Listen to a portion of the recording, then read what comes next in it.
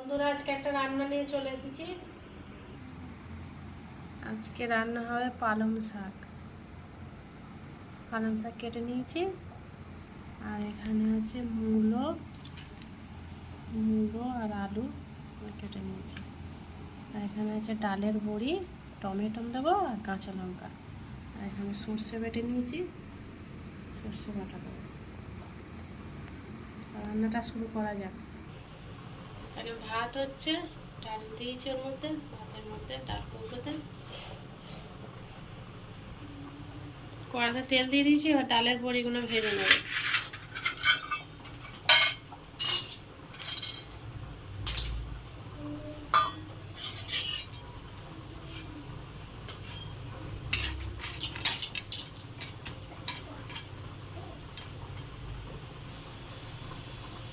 ডালের বড়িগুলো ভাজা হয়ে গেছে, এবার তুলে নেব।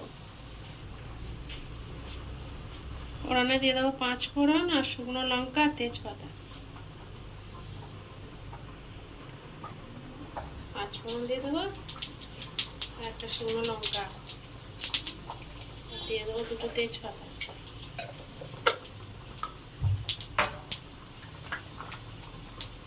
এবার আলু আর মূলো ভেজে নেব।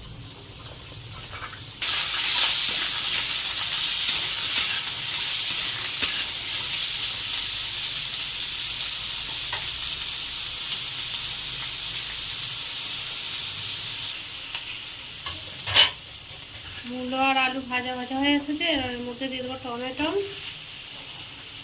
একটা কাঁচা লঙ্কা।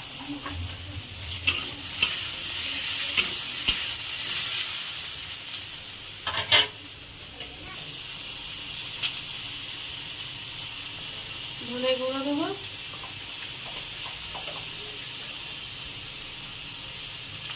দেবো হলুদ গুঁড়ো,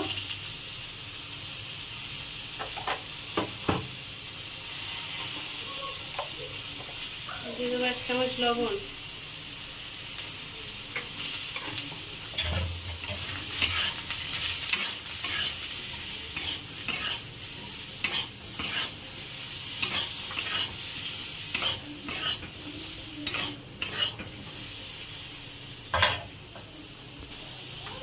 আর অল্প করে দিয়ে দেবো আদা আর জিরে বাটা।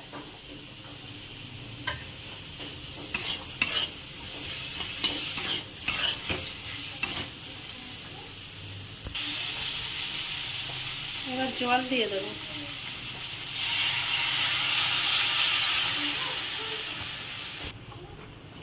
এবার সর্ষে বাটাটা দিয়ে দেবো এর মধ্যে।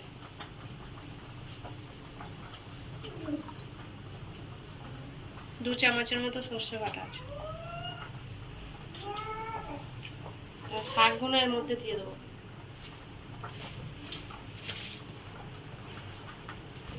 শাকগুলো দিয়ে দিয়েছি, এবার ঢাকা দিয়ে দেবো।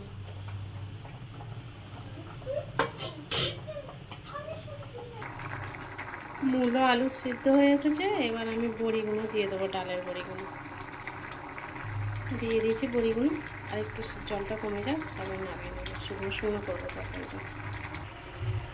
তরকারিটা হয়ে এসেছে, এবার চিনি দিয়ে দেবো।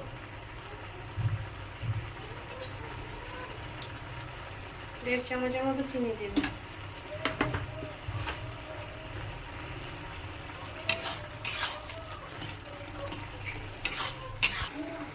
1 চামচ চিনি দিয়ে দিয়েছি। চিনিটা দিলে ভালো, টেস্টটা ভালো হয় শাকের, পালং শাকের।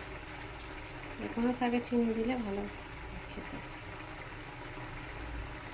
তরকারিটা হয়ে গেছে, এবার নামিয়ে নেবো।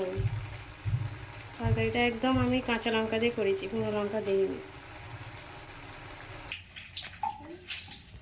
হয়ে গেছে তরকারিটা, এরকম বানিয়েছি শুকনো শুকনো। একটু আছে, জল আছে, অল্প অল্প টেনে নেবে। এই হয়েছে গরম। ভিডিওটা ভালো লাগলে লাইক সাবস্ক্রাইব করে দেবে বন্ধুরা। এখানেই শেষ করছি।